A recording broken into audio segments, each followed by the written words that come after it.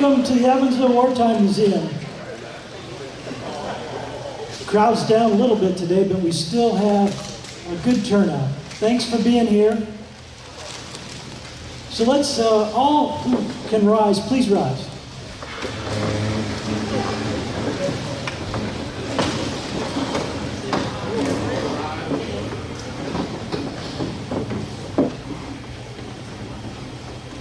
Let's pray together.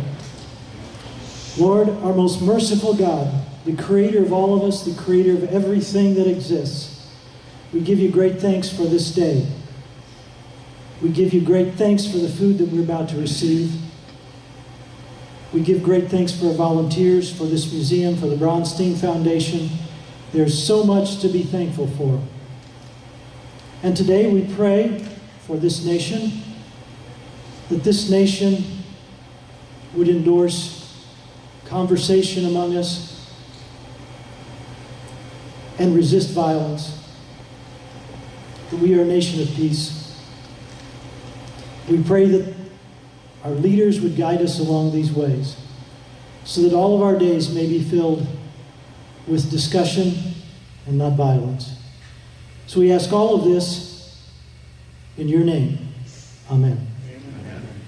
Please join me in the Pledge of Allegiance.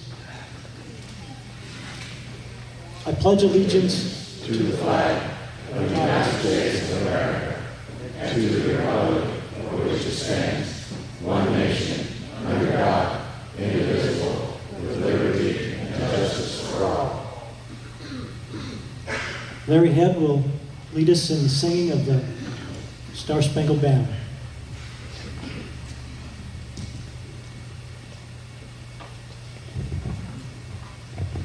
Test. Please feel free to join.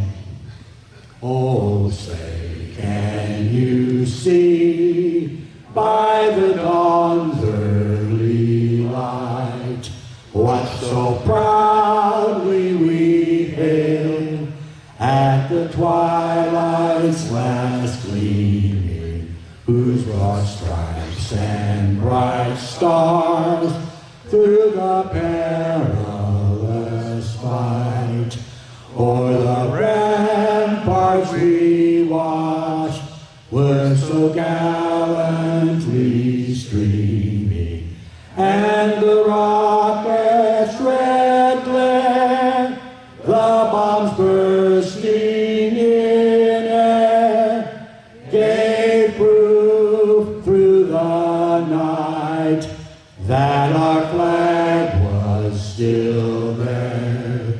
Oh, say does that star-spangled banner yet wave for the land of the free and the home of the brave? Thank you, Larry.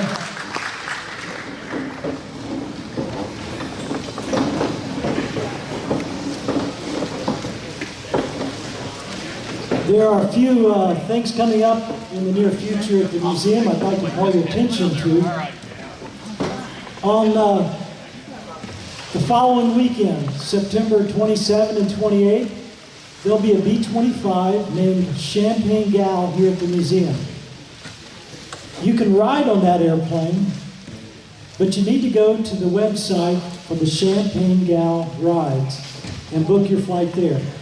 We do not book the rides here at the museum. There will be one flight on Saturday at 11:30 and a second flight on Sunday at 11 o'clock. The plane will be available for static tours. I think it arrives about 9 o'clock. We'll plan on the afternoon to fully be available for static tours. The next lunch and share speaker, taking this in order best I can, is going to be Donna Bone. She's going to be talking about the 1937 flood in Evansville. And for your grandkids, starting on the 16th of October, there's going to be a program called Boo at the Zoo. And there will be storytellers and other presentations That program lasts until the 31st of Halloween. So the museum will be decorated in Halloween theme, and on the weekends for sure we're going to have activities. So bring your grandkids. There. Larry's my helper today. He's editing me. It's called We Can Boo It. Remember that, We Can Boo It. And then a really good speaker is coming here to the Evansville Museum on Saturday, the 25th of October. His name is Alex Kaur. Alex is the son of Eva Kaur, which you may know of, a Holocaust survivor, and also his dad, Mickey. They both survived the Holocaust.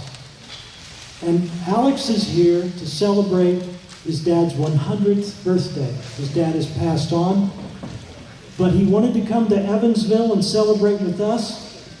Alex was a podiatrist here in Evansville for a number of years. He knows a lot of people here.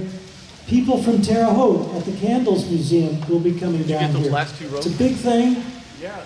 Program starts at 10:30 on Saturday morning. So today there's a program. Oh, one other thing. Okay. When you make an email reservation for the lunch and shares, please use the lunch learn at Evansville wartimemuseum.org. There are other emails that have been used, but they don't necessarily get trapped as far as making a reservation. So always remember, it's lunchlearn at evansvillewartimemuseum.org. Today we had a program change, a last-minute change, because Stephanie Pitchers, who was set to speak, became ill. And on the spur of the moment, to help us out, Kathy Decker is going to present an update on the Education Committee. Great program. They will have over 1,000 kids that they address every year. I don't know that I want to tell you more than that because Kathy's going to tell you about that. And then Mike Lynn is going to follow, and he's going to talk about the Modification Center here in Evansville. So Kathy, come on up.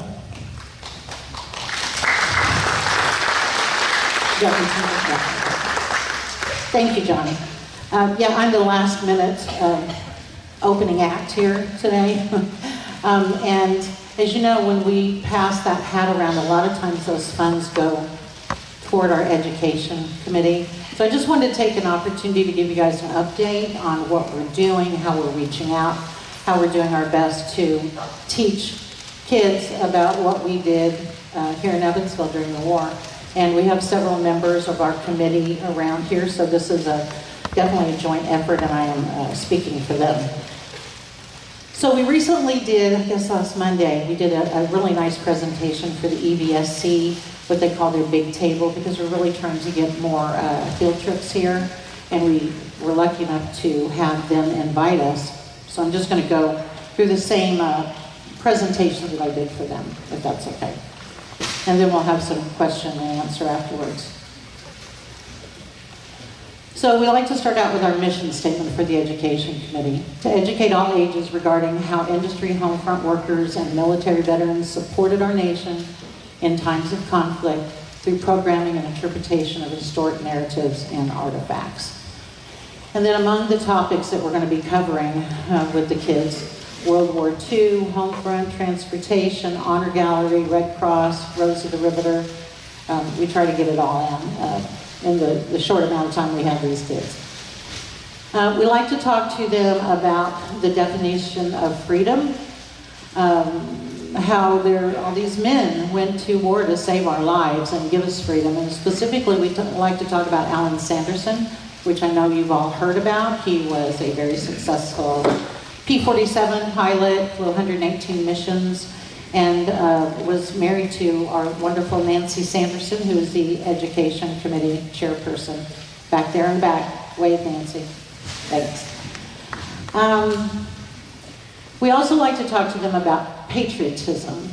And we like to have them close their eyes, think for a minute what comes to mind whenever we talk about patriotism. Maybe they think about the Statue of Liberty. Maybe they think about our flag. Maybe they think about our country or a picture of Uncle Sam. So we like to have them, kind of visualize what we're talking about.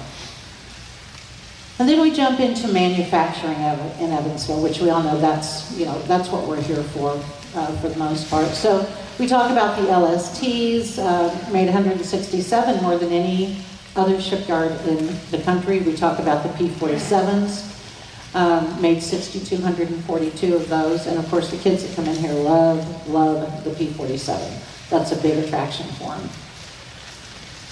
So to give them a visualization, we show them that the size of a P-47 and an LST together are about the size of a football field. Just to give them some idea, because most kids know, how big a football field is. We also talk to them about all the bullets that we made here, over 3.2 billion bullets. Kids have a hard time comprehending that number, so we tell them that it's enough bullets to go around the world 3 times. And they're pretty impressed with that. Come on. We love to talk to them about our Sherman tank because that is such a special piece of equipment here. So here we have Tom David taking a group of probably 8 or 9-year-olds around, showing them Rosie. Picture Rosie at probably the 4-H fairgrounds. We talk about how we refurbished over 600 or 1,600 of them because we didn't make them here. Love talking about Carl K. Connect because we can connect that to our zoo, and most kids have been to the zoo, but they don't know the story of Carl, so we tell them that, he was a journalist here from 1906 to 1960. During the war, he did a lot of cartoons depicting the war, and we like to tell them that most of Carl's drawings, right here in the lower right-hand corner where his signature line is, he drew an elephant because he loved elephants, and of course, the very first elephant at the zoo was named Kay. We also support STEM, and we really like to drive that home to the administrators because we talk about milkweed pods, which is science. We talk about, they go to the simulator, which is engineering. Then we talk about rationing and ration cards so that they understand the mathematical issues that we were going through during the war. We talk about minority contributions. This is very important for kids to learn and to understand. So we talk about the 761st, which is one of 3 black tank regiments. We talk about the 6888, Charity Adams and her group that sorted through all the mail. We talk about nurses of color that were primarily designated to work at POW camps or minority military bases. We talk about women. Let them know what Rosie did. It wasn't just a riveter or a welder. Rosie's did just about everything during the war. Wax, 150,000 of them, 160 lost their lives. Wasps, 38 lost their lives. And waves, 69. So it's important to make them understand that women weren't just in the war to fill in space. They put their lives in danger every day. We also take them through the Holocaust if it's age appropriate. Typically, we do not introduce them to the Holocaust until maybe grade 5 through 12, because it's a little bit heavy and dark for ages underneath that. And we really drive home what kids did in school, because it's important to let them know that kids weren't just, playing in the streets. They were actually contributing. They were collecting milkweed pods. They were collecting scrap. They were selling war bonds. So now we're going to get into the numbers of what we're doing, because we do a survey with the administrators before they leave and also with the kids. So between January and June, we had a total of 680 kids here through all these schools. We put together a survey so that the administrators can rank us on, what we can do better. So we asked them, rate your satisfaction with the home front gallery or the Holocaust exhibit or your overall experience today. And then we chart those on a scale of 1 to 5. They can answer, best score being a 40.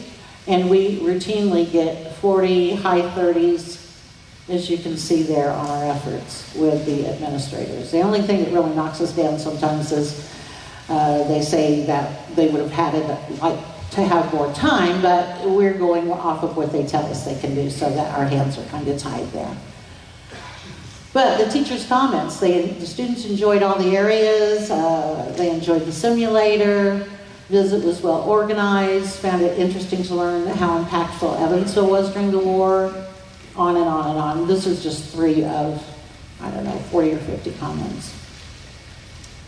We also have a survey for the kids because we want to understand, are you learning something? We need to be able to gauge what they're learning so that we know what else to teach them. So we ask them these questions. How important was manufacturing in Evansville to winning the war? What do you think was Evansville's most important contribution? Children's activities were important to help win the war, true or false? What new information did you learn about the war during your tour or presentation? So we put those together in some charts. And the first question, how important was manufacturing in Evansville? Obviously, 97% said very. 5% or 3% said somewhat. So you can gauge by the way they answer these questions. Are they learning something? Are they picking something up and taking it back home with them? Next question, what do you think was Evansville's most important contribution to winning the war? Was it bullets, the LST, the P-47, the canteen, or all of the above? 79% chose all of the above. So when we're teaching the kids about all of these different areas, they are definitely paying attention, and that's what we're striving to get is, their level of understanding. 3, children's activities were very important to help with World War II, true or false? 86% said true, 14% said false. So I don't know where they were during that tour, but we do talk about it. What new information did you learn about the war during your tour? 558 responses. This is all over the board. 45% said all of the above. 25% said the industrial production they learned about. 3% said the Holocaust, and 17% said women, because a lot of times in school they're not teaching what women did during the war, I don't think, so we let them know that that was important. And then 5, after your tour of the Evansville Wartime Museum, do you have a better understanding of Evansville's contribution to the war? And that was an easy one. 2% said no, 98% said yes. So this is what we're doing to try and understand what we're teaching the kids. Are they learning? Because we think it's very important that our kids know what Evansville did. So here's some comments from the kids. They loved the stories from the volunteers. They enjoyed the items, the uniforms, the planes. Kirk's explanation of the Holocaust was very informative. Enjoyed Ken talking about his experiences. Ken is our resident artist, Ken Epler. Would like more information about women's involvement. Love the huge amount of items to look at. So we constantly get really, really good feedback from the kids, so we know we're reaching them. We know they enjoy coming here, and we want to continue. And with your support and your contributions, we also have an alliance grant from Vanderbilt County that allows us to provide busing for some of the schools that can't afford buses. We also have a wonderful endowment from Mr. Huddleston, who was a P-47 fighter pilot, and he's in Raleigh, North Carolina, and he's very, very supportive of our educational efforts. So that is all of my presentation. I just want to give you a little bit of, knowledge of what we're doing and how we're reaching out. Any questions? Why do we collect milkweed? So back during the war, the kids would go out in the fields and collect bags of milkweed pods. And the inside of the pods were kind of a flaxy material, and they used that flaxy material to stuff life vests. So we try to drive home to the kids that, these kids knew they were saving sailors' lives when they were collecting the milkweed pods, and they always find that very interesting. The other one they find interesting is the kids that collect cooking fat and take it to school, because they don't realize that cooking fat was used to make explosives, and they find that very interesting. So we love telling the kids all this little trivia stuff that they're not going to learn in a book anywhere, and we hope it resonates with them. And now I'm going to turn it over to Mr. Mike Lynn. Thank you, Kathy. Mike Lynn is in exhibits and collections. Mike has a huge knowledge of history of Evansville. So his talk is about the Modification Center right here on the Evansville property. It's no longer here. Mike's a longtime Evansville resident, went to University of Evansville, and without any other announcements, I'll give it to Mike.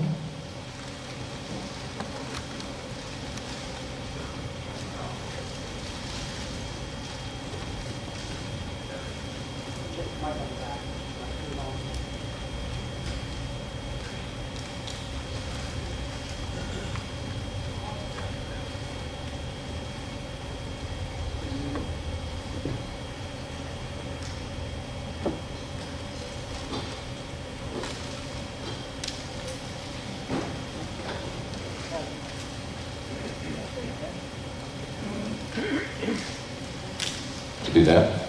There we go. Move the switch so it turns green. There you go. Okay. I'm going to talk about the Modification Center. And I've been working on putting together an exhibit on the Modification Center. So this sort of, I was getting to the tail end of getting all my material together, so it sort of worked out that I can put this together and talk about it. So hopefully in a few weeks, there'll be some of the same material in an exhibit here at the museum. But I know there's not a lot of material out there on our particular Modification Center. And one of my primary sources of information was the Ken Wilson aviation archives that we have here in the museum that we're in the process of digitizing to get it out on the web. So he had done for many years collecting information, talking to people that worked there, conducting interviews. So my presentation here, I'm going to take a lot of information from two people that he interviewed starting in 1986 and again in 93 and 1997. And these two gentlemen, one by the name of Gil Urban, and he was actually the general manager of the Mod Center, okay? So a lot of good information there. And then a person by the name of Bill Engel. He was the manager of training, but he also did a lot of procurement and a lot of different odd jobs there at the Mod Center. So, the reason it's called number 6 is because in the sequence of numbering them, there was actually 24, and we'll go over that, across the United States. So the planning to put a modification center here at Evansville happened reasonably early. So that's why it's Modification Center number 6. Okay, why do we have a modification center? It wasn't just for adding things for if a P-47 was going to be flown in Africa, you added different things to it. The biggest thing is that the idea was developed in the Army Air Corps headquarters at Wright Field. Now remember, in World War II, you didn't have the Pentagon. So all the planning, organization, ideas, the Air Corps was centered out of Wright Field in terms of all their planning and everything, okay? There was a person there, based on my research, Colonel Boatner, that came up with the ideas based on when we started ramping up our military aircraft production in 40 and 41 with all the appropriations, the Lend-Lease, France and Britain making orders.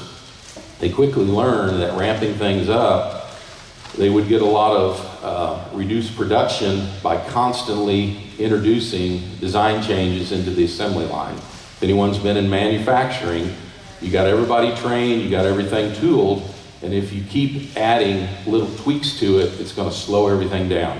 So they came up with the idea of all aircraft, whether it's bombers, P-47s, P-51s, whatever, they were going to use the design block methodology, okay? So what that means is that this design block in terms of making changes to the line, there may be 150 planes that would get manufactured, come off the line, and they wouldn't have the latest and greatest required changes to them to make them better in combat, make them better for the theater. And then Wright Field would say, hey, we've got this design block coming off here. We're going to ship those planes, either send them all to one or divide them up, and they were going to go to these modification centers, and we know exactly what to do to modify them because all the engineers had figured out most of the time how to modify them, and then they would, for example, B-17s, whenever they made a change of going to a later model where they had a whole redesign back end where it was more spacious for the tail gunner, those B-17s would be made with the original configuration. They would be sent to a modification center and they would rework that entire tail before they would be sent off to the theater that they were going to be used over to Europe. Another wing is theater specifics. Obviously, if the planes were being sent P-47s to the Pacific, good example there is they had extra wing tanks that wouldn't necessarily be coming out of the factory. If they were up in the cold weather, they would have specific equipment to maybe thin the oil down a little bit for starting in cold weather, different systems like that. And then special functions. Our mod center did things like convert planes to be able to carry towing targets for stuff like that. They converted planes, I'll get into that, where they installed specific equipment so that they could do geographic mapping, different stuff like that for the Air Force.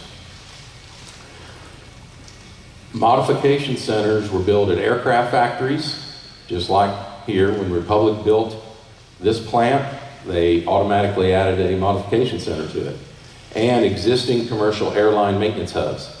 So everything was geared toward the military, but they had these facilities already set up for doing the same kind of work. And so those were built there.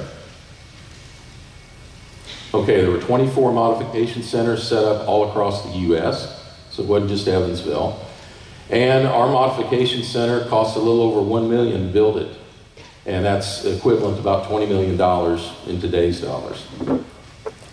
And I'll go over this, but expanded facilities, the Evansville Center and also the Republic factory, they were built under the oversight of the Army Corps of Engineers. So just a little tidbit there is that, the Republic plant wasn't built by Republic, okay, and neither was the Modification Center. The Modification Center was associated under the management of Republic, but the way things worked in that big expansion in late 41 into 42 is that the government had the money, but then they had to work with industry to get these big facilities built.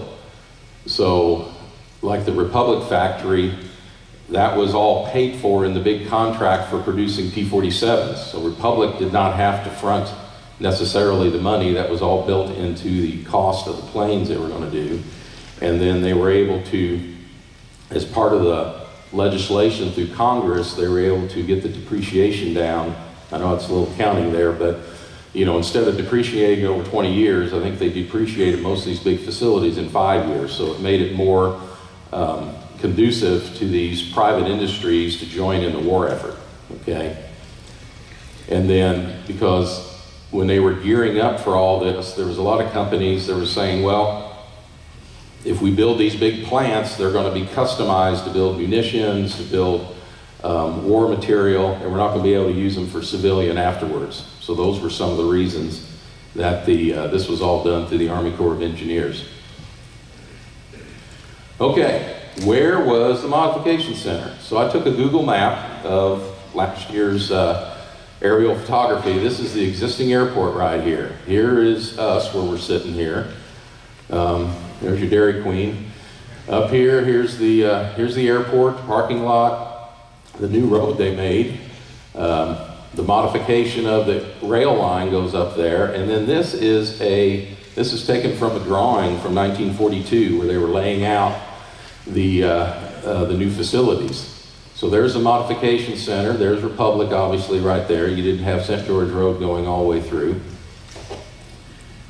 But if you would look over across the field right now, it's basically about where the safety building is and not too far from where that big training facility, which is the fuselage of the C-130. That's where the modification center was.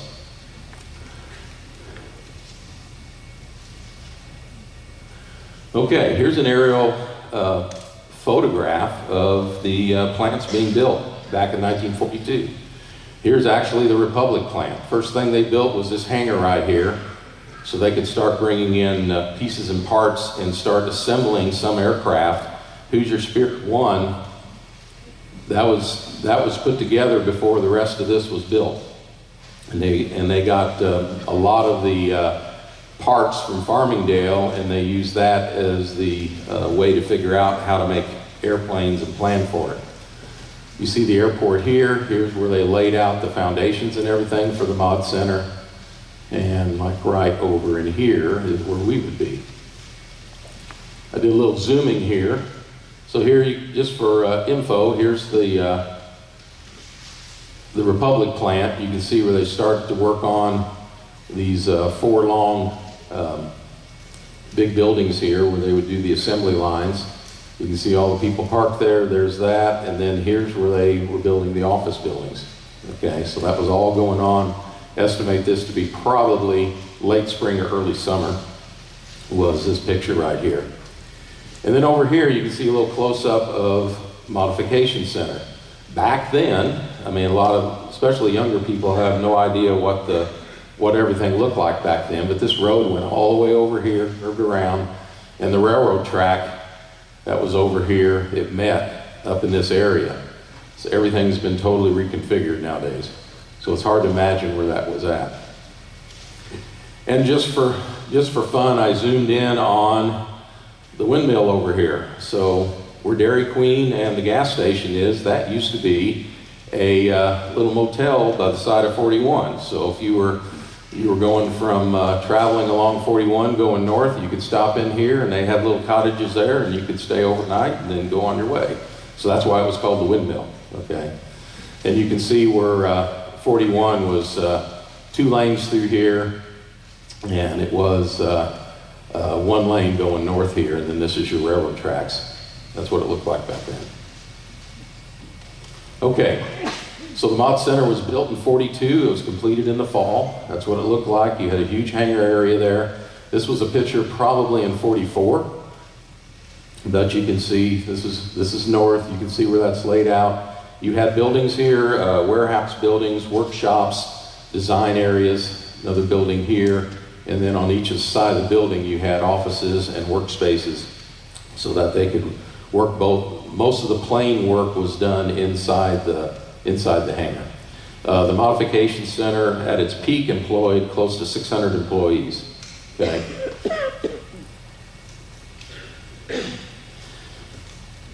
So one thing to talk about, as this was being completed, the personnel that came into both the Republic plant and the modification center, Republic basically cherry-picked a lot of people out of their Farmingdale works, okay, to lead. The actual manager, Gil Irvin, for the modification center, he was the material manager up at Farmingdale, which means he was over procurement, different things like that. He came down in very spring of 42, and he was designated to work at the Mod Center.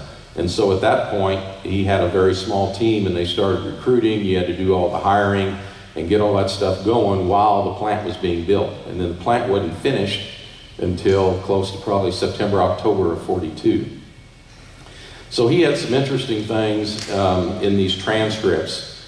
And during the presentation here, I may read from some of the transcripts because some very interesting stories, instead of me just paraphrasing them. But one of the things with Gil Irvin in that period of time when they were building everything, one of the things you got to remember is Army procurement was very much involved in every aspect of both the Republic plant and the Mod Center. So all procurement, purchase orders and everything would have to go through a hierarchy, and the Air Force was involved in approving all that, okay? And they kept a sharp eye out on what was going on. And one of the interesting things he said is that when they were building all this, somebody attempted to bribe him It was a contractor wanting to put in wanting to bid for the fluorescent lights, and he said offered him $10,000 if he would give the contract to him. And he said obviously he didn't. Needless to say, I didn't bite on that. He said somebody later did and got sent to jail for it. So that stuff was going on at that time, and you had a lot of oversight. So $10,000 back then, that was $200,000 in today's dollars. So it was a fairly big bribe. Gil Irvin, the manager, he worked for Mundy Peel. Mundy Peel was the general manager of the Republic plant. Okay, and he later on became I don't know if he became the CEO, but was very high executive vice president in Republic in later years. So he had a very long-standing career, the person that ran the Republic plant. And then they pulled in people from Farmingdale, and then also they pulled a lot of local people. And Bill Engel made the comment a lot of times they didn't know what they were doing, because being experts in aviation, that wasn't just common. People knew how to work on cars, they knew how to work on trucks, different things like that. But aviation was a whole different ball of wax, okay? So they had to do a lot of training and everything.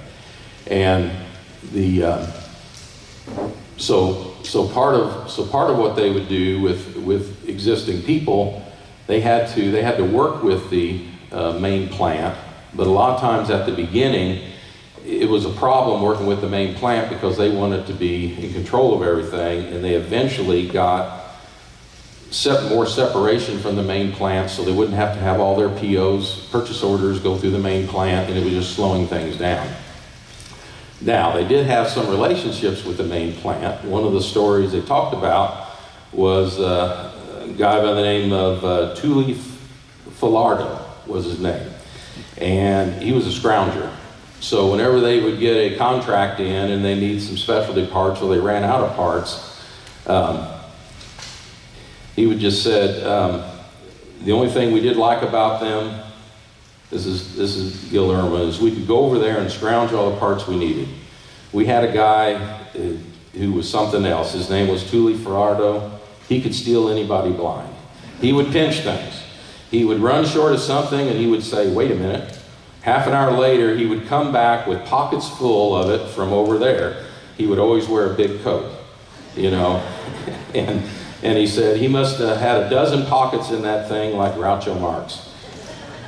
So, and I think he had started working over at the Republic plant, so he knew some people over there. So I'm sure him going over and doing things messed up their inventory system, because he would take things from the bin and they wouldn't know what they had.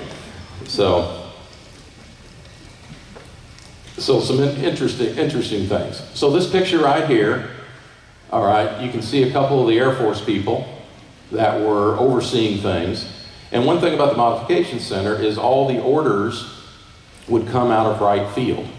So they sort of had central control about what planes would come into the different modification centers, and they would put out an order ahead of time because they knew they would have, let's say, 50 planes from here that we needed to do something with. And then they would come and get that to the modification center, and then they would have to figure out, okay, we've got this coming, we think they're going to be coming in 4 to 5 weeks, let's get ready for it. And they would order material, they would figure out what the modifications were, they would do training if they'd have to do that. But sometimes, I'll go over with the B-25, sometimes they really didn't know, and they had to either improvise or make a lot of effort to get experts in, so they would tell them how to make these modifications. So right here, along here, you see R.G. Irvin. That's him right there, fairly young guy, probably in his mid-30s. And then you had the two Air Force people right there. Now these Air Force guys, I think one of them both of them were pilots, but one was a certified Army pilot, and the other one was more of a civilian pilot. So there's, probably won't go into it, but there's a couple stories they had about these guys always had to take the planes up, either fly down to Breckenridge, fly over to Wright Field, but they had to fly every plane that came there because, of their position. And they said this one story where I think it was this guy, he was in such a big rush, the first time they got a P-51 in, it's like, okay, I'm going to take that over there. I'm not just going to ride on a transport plane. I'm going to take that over there and I'm going to beat him there. Okay, so we got into the plane, and I don't know if he knew about all the intricacies of the P-51, but he started priming that thing, and they kept yelling at him, close your canopy, and he wouldn't listen to him because he knew what he was needing to do. So then once that thing finally caught, you had flames going everywhere because that's just the way that plane did. And you normally close your canopy so that all wouldn't get into the canopy. So we finally started up, and I think he singed all his eyebrows and everything off. So they had a good laugh at that. And then he didn't realize they had chocks on the wheels. So he almost stood the tail up on his end because he was trying to get going. So they finally said, hey, slow it down. So they finally let him go, and off he went to the Wild Blue Yonder. So that was one of the stories they had. Okay, P-47s. Okay. Some of the first modifications they did on P-47s was that they had to do they had a tail issue where the tail would flutter at certain performance, characteristics, either speed, diving, wherever they were at. So that was some of the first things they did, where they would be coming in, and this was so early on P-47s that the actual control surfaces on the tail were actually fabric. Some of the first ones coming off, they were fabric sections.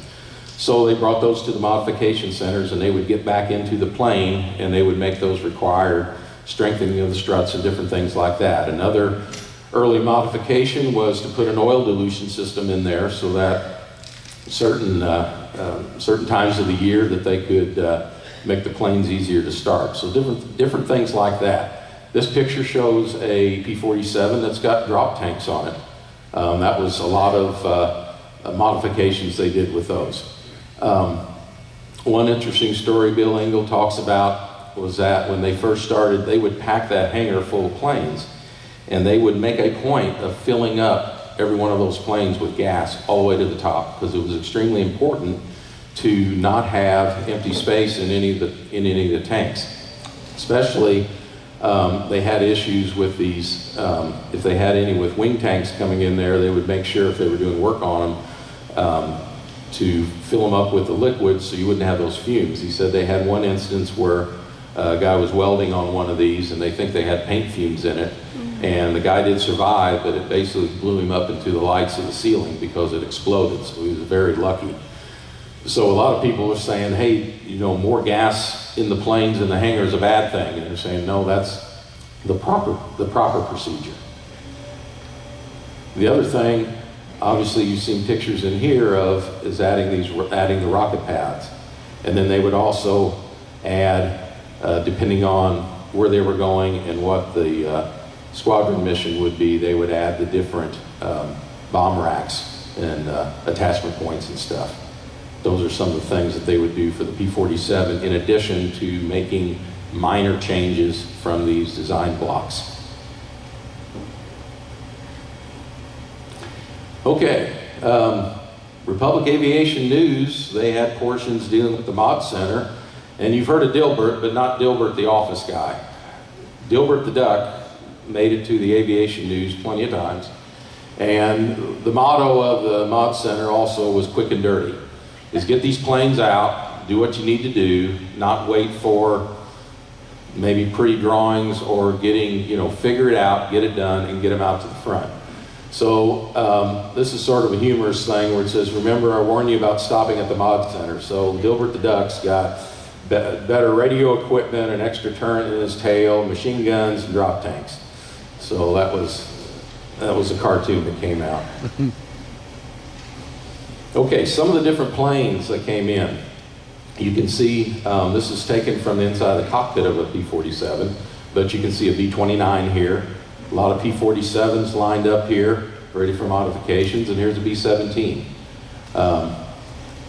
I dare say some of these are probably some slight modifications, I'm just guessing, but they could be photographic reconnaissance type things or other things put on there. A lot of times the bigger bombers, they would probably fly those probably closer to their manufacturing areas. And just going back, notice obviously the Mod Center had wire and guard shacks around there too during war. These are also another planes. You can't see this, but this was a C-78 that they had in there.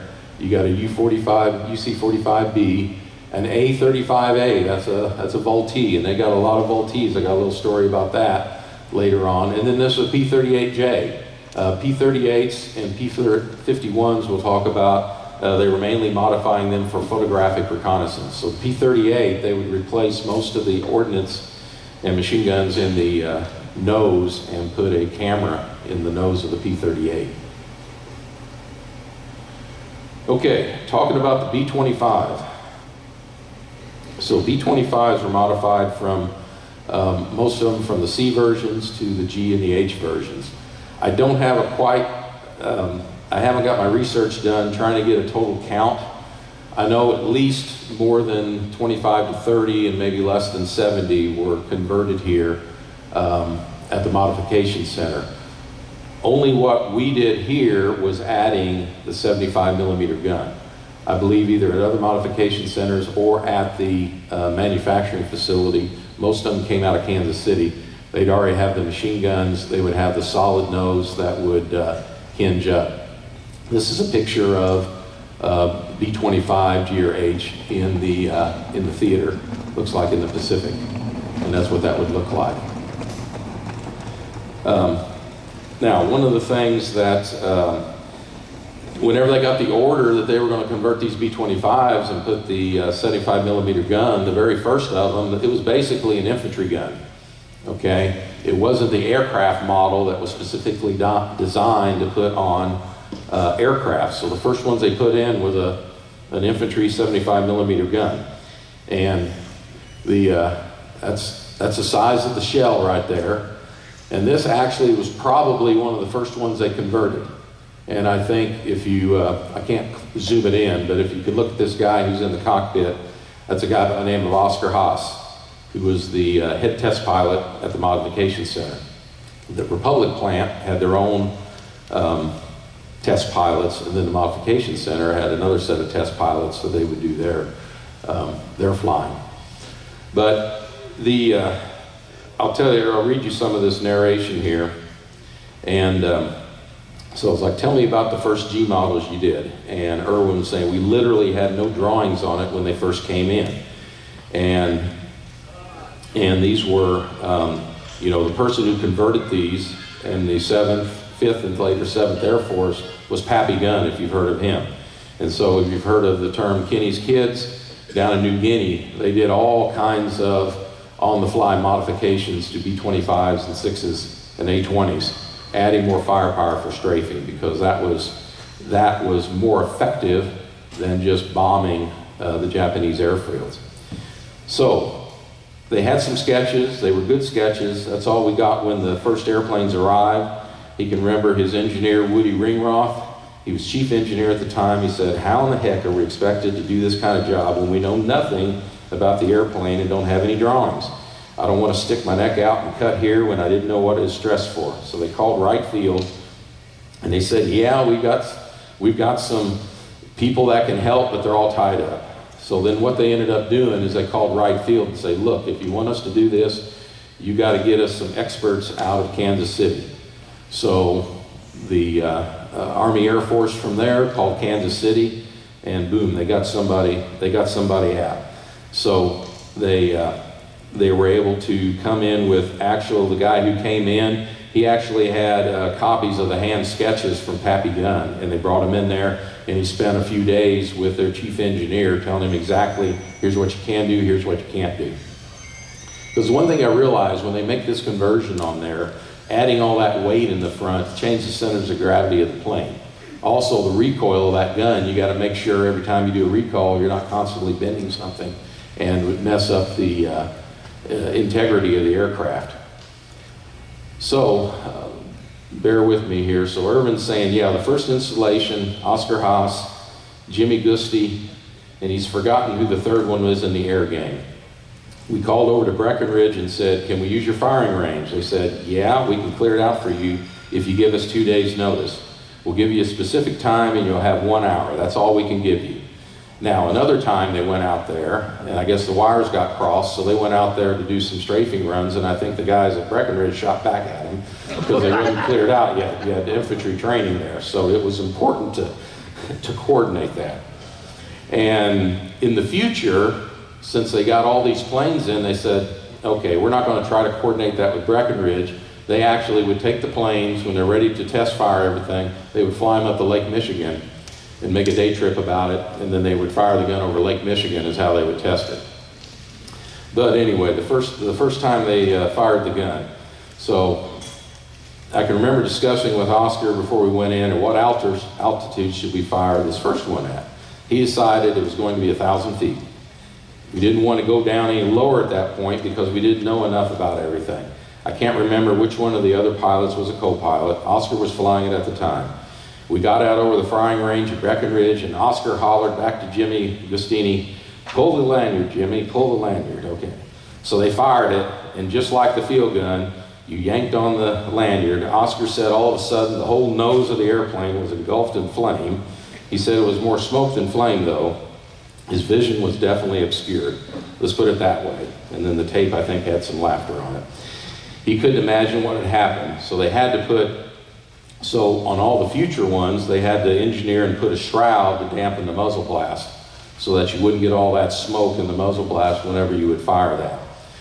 So that was some of the insights when they went out and test fired. Now, when they switched to with the aircraft version, since it had a shorter recoil on it, distance, it really shook the airplane a lot more, but it was a faster firing. You didn't have a manual reload, and you actually had clips, I believe, of 4 75mm rounds they would put in that gun, and it would fire about every, I think the action was probably 3 to 5 seconds on each one, so you could go boom, boom, and then they could get a lot more in there, but it did make a big difference in terms of how the airplane felt when you fired it between the two guns. Okay, test pilots at the Mod Center. Okay, this was your typical test pilot, Jim Hawkins. This is a picture he had taken, and you can see here, wishing the best of luck, very good friends, John and Margaret. Not sure who those are, but this was what pilots look like. Now, we see the test pilots on Republic photos, they're all in their flight suits and everything. These guys are basically stepped out of the office in their office clothes, put on a parachute and a radio, and they would go up and do their test flying. And this is Oscar Haas right there. I think he's on the wing, possibly of a P-47. Not quite sure. But Bill Engel, talk about test pilots. They got some P-47s in that they modified for being trainers, which means they would take out in the space behind the pilot, they would put a jump seat back there. And I'm not sure, I need to do some research on whether there was actually a dual set of controls, I'm not sure, but those were trainers, where you could take 2 people up in the P-47. So part of the interviews that Wilson said, can you tell me any flights that Oscar Haas had where he had any problems with, okay, or close calls? And he said, yes, I can tell you one because I happen to be in it. This was in a Curtiss-built piggyback job.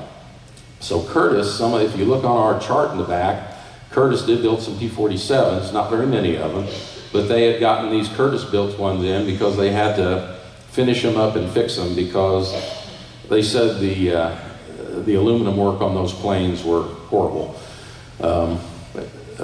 Bill Engel said it was sort of like a laughing stock in terms of they didn't know what they were doing, but they fixed them. And then I guess once they had those going, then they gave some people some rides on them. And this is another Dilbert cartoon. Basically says, here comes Dilbert. I promised him a ride in the Link trainer. Okay, and you can tell by the picture there, yeah, that's Oscar Haas. So Engel said, yeah, that's right. It's the only flight I ever had on a P-47. Oscar took me up probably 3,000 feet or something of that sort. He stood that thing right on its nose. I never saw a postage stamp bloom so quickly in all my life into the airport as that thing did. He was buzzing the Mod Center. When he pulled out, I blanked out. It wouldn't have made any difference to me, but he cleared that hangar there by just a matter of feet. There was quite a little hell raised about that. I asked Oscar later, how close did we come to that thing? Of course, I was out, and as I said, he said, a lot closer than I had intended. And there was a little laughter on the table. And he says, I was pulling out of this thing, and it was mushing on me. There wasn't a damn thing I could do about it. It was just mushing. I don't know. I thought we were goners, really. So he said, I can't remember any other problems Oscar had, but he said, that would have been one big problem for a lot of people if he didn't pull out of that. Because if he was buzzing the mod center, imagine all the planes in there and everything else. So that was an interesting story. Okay, P-51s. They did get quite a few P-51s in, and they modified them for photo reconnaissance. So you would have, we actually have up in the archives I saw where they actually got the book that they got that said, here's what you do to convert it to a photo reconnaissance. So they would have the camera in here, lenses be down there, and all the equipment would be there, and they had to redo some things in here, re-strengthen this to hold that camera back there. And what they would do is this would be for shooting what you would call oblique pictures, okay? And this camera had I think it was a motor-controlled shutter and motor control where the film would go through. And what they would do is on these type, the pilot would know about what speed that the camera is synchronized to. So if it was synchronized to this plane going at, let's say, 330 mile an hour, then that's what he would need to get through before he hit the button for the camera. And how they would test these is that they would send somebody out, whether it was somebody from the office, secretary, and they would put them out on the close to the runway with sitting in a chair reading a newspaper. And then they would run these planes by there, and then when they would develop the film, they would say these cameras are so good that you would read clearly the headlines. You couldn't read obviously the type, but you could read the headlines on a newspaper of somebody on the ground buzzing by them at 330 mile an hour. So it was pretty impressive. Another thing about remember you still had Army procurement overseeing everything. So this story here is talking about P-51 antifreeze. When they first got their P-51s in, we had some engine work to be done on them. This is Engel talking. It was mandatory that we had to drain the coolant out of them. And they were just draining it in the little ditch outside the east of the mod center. No EPA rules, obviously, back then. Okay, here it was in the dead of winter, and our own people's cars were freezing up because they couldn't get any kind of glycol because of rationing, or even alcohol. We were having some absenteeism. So he went to Bailey Wright, that commander, our Army Air Force representatives, and said, how about let's save some of this and give it to our workers here? And he said, hell no, that's government equipment. You can't do a thing with it. You can't buy it, you can't sell it, and you can't steal it. You just drain it on the ground. And I said, well, Bailey, that's a hell of a way to help the war effort. People aren't coming to work because they don't have it here, and we're draining it on the ground. If we had a carboy or two out here in a big container and we drained it into that, you wouldn't know anything about it. He said, well, if I didn't see it, I wouldn't know about it. And I said, well, if somebody came to you and told you about it, he said, well, I'll think something up. So we went down to Charles Light Company and got a bunch of big old glass carboys. I think they probably held 10 gallons apiece or something like that. We would drain it into those, and then we would parcel out to employees at no charge. We weren't selling it or anything. And then the interviewer said, at the mod center only, and he said, yes, at the modification center, the Indiana division didn't get any of those goodies. So that was something they did. Okay, there's a whole story about the A-35 or A-31, A-35 Vultee Vengeance. These were planes that originally were designed, and I think I'm right in this, they were ordered, I think, originally by France or Great Britain as Lend-Lease. They were a dive bomber. So from the Army Air Force, we really didn't need a dive bomber because we had P-47s, okay? England didn't necessarily need a dive bomber because they had mosquitoes and they had Hawk Typhoons. So these were, once they were built, I think they sat over on an airfield over in New Jersey for almost a year because no one knew what to do with them. And then they decided, okay, Britain will still take them now, but they're going to be used to tow targets for training.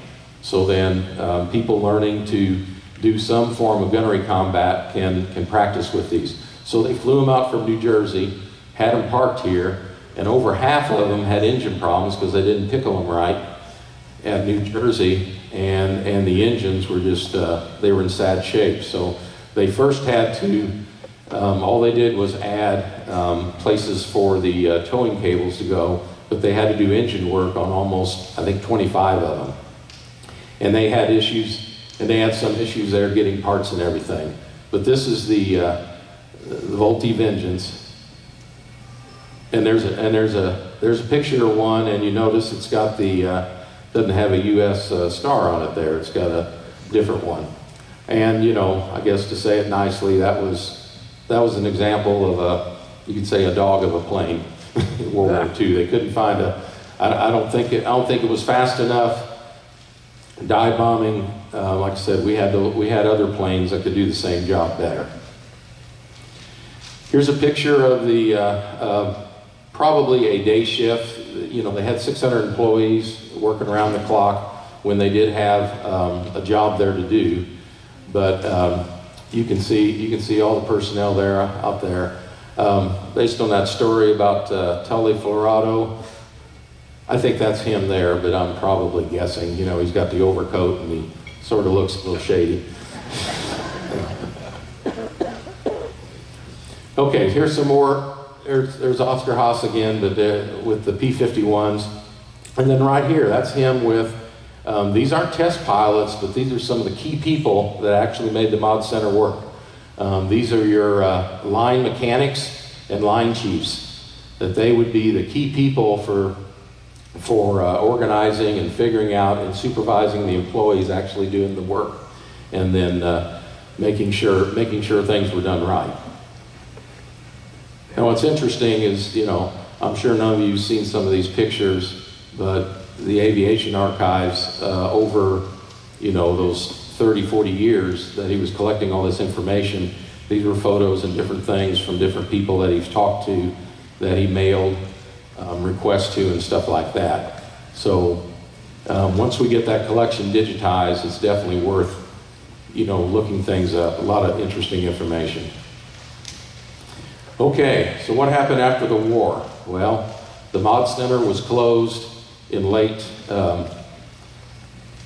44, and the 600 employees were absorbed into the Republic plant, okay? And then the Republic plant started slowing down in terms of how many shifts and everything. So there's Dilbert with a tear in his eye saying, exit Dilbert, bye-bye, with the Mod Center. Okay, so I think I'm accurate on this based on my research. The first place that took it over after the war was Sky Service. And so this is how they advertised. You had a big sign on the top of the hangar, so if you're flying by and you need gas, hey, I'm going to go down to Evansville Airport and fill up here. Okay? And that's what it looked like there. Whoops. Okay, then Lake Central Airlines maintenance, they leased it out. You had Air Reserve from May to October 57. They used to be in that. Airways Flight Service, another either private type airline. 9508 Air Force Reserve Recovery Unit, so it was used at its original role in, I guess, fixing planes, doing maintenance on planes. Then I think a lot of you people know Sunbeam Plastics had that for a long time. And then during early 70s, when they needed to, I think, change the location of a taxiway, I think that's when the main building was demolished.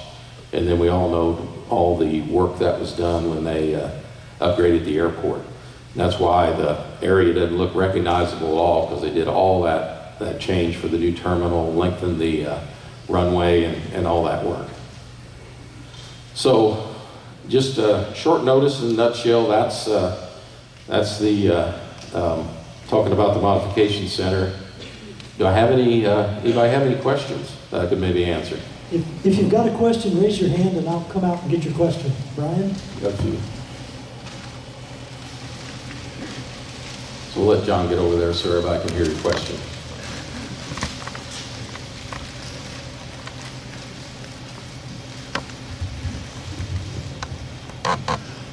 Do I remember right that Major Wright is the one that Wright-Patterson Air Force Base is named after? To be honest, I'd have to look that up, but I'm not really sure. I mean, same name, but I'm not sure whether Wright-Patterson was named. Since it was named that, as these guys remember it, I doubt if a living Air Force officer, it would have been named after the same guy that was, you're saying, that I referenced here in that photo? I know it was the Patterson Air Force Base for a long time. Yeah, it might have been a different Wright. I'd have to look that up, but that's interesting. Oh, Wilbur and Orville Wright was what it was named after. Now, I don't know if this Bailey Wright, whether he was related to them or not, I don't know. Yeah, John. Hi, I was just wondering in your research, have you discovered any information about spies? Not necessarily spies. I didn't necessarily want to get into here because I needed to look some more, but part of these interviews they're talking about, have you seen any sabotage? Okay, and yes, there was instances both at the Republic plant and that they picked up a little bit at the modification center of actual sabotage. It could be nothing else but that. If I remember correctly, one of the things they talked about was that they kept getting planes that they would smell gas fumes in it. And since the tank was right behind the engine between the tank and the cockpit, and what they discovered was that it appeared that somebody was taking a very thin ice pick, puncturing the tank, and putting a small tube up in there. And then what it would do was slowly drip out some gas. And I don't know if they were thinking in the future you'd have an explosive problem or something like that, but they did speculate that they had one crash of a Mod Center test pilot up in, I think, northern Gibson County, where people on the ground, they just came down in a shallow dive, didn't take any, and just crashed right into the ground, and they were thinking it was around the same time period. He might have been overcome by gasoline fumes or something like that. But there are instances there. I haven't gotten into, this is just the detail on the modification center and a few files. He's got all kinds of interviews and everything of the main Republic plant, and I'm sure there's some information there about spies or sabotage. But yeah, there was some of that going on that they were keeping track of. Any other questions? Norm?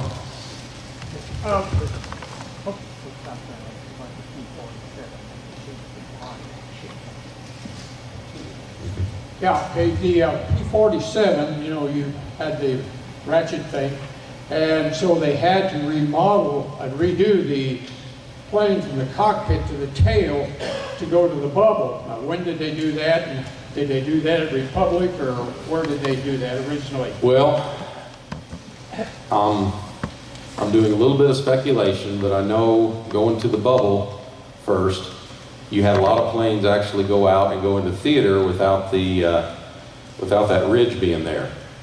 And I do know that between fixing that in the actual factory, that those P-47s would come to different mod centers and they would either add it there or they would do some additions even. I'm not sure if they did any in theater, but that would have been an example where they actually did that change of the canopy. I think there was an actual question that all the major things to put the bubble on was done at the actual assembly line, not the mod centers. Yeah, But I think when they had the issue where they found out that I think you were up at a certain altitude at a certain speed, you had no aileron control in one direction. You had it in the other direction, but not in the other one. It was because of that airflow disruption past that bubble that the Razorback, you didn't have to worry about on that. And that's where they came up with that. There's actually a file up in those archives that explain how they found that out and had other interviews on exactly how they figured out how to fix that, you know. Any other questions? All right, if not, thanks a lot. Thank you, Mike. So, it was great that Mike and Kathy could fill in. at the last minute. And thanks to both of them. Our cleanup crew, the guys who take the tables and chairs down, I'd like to talk to you over where Pete is standing. So before you take tables and chairs down, please meet where Pete is standing. Thanks. See you October the 2nd, I think.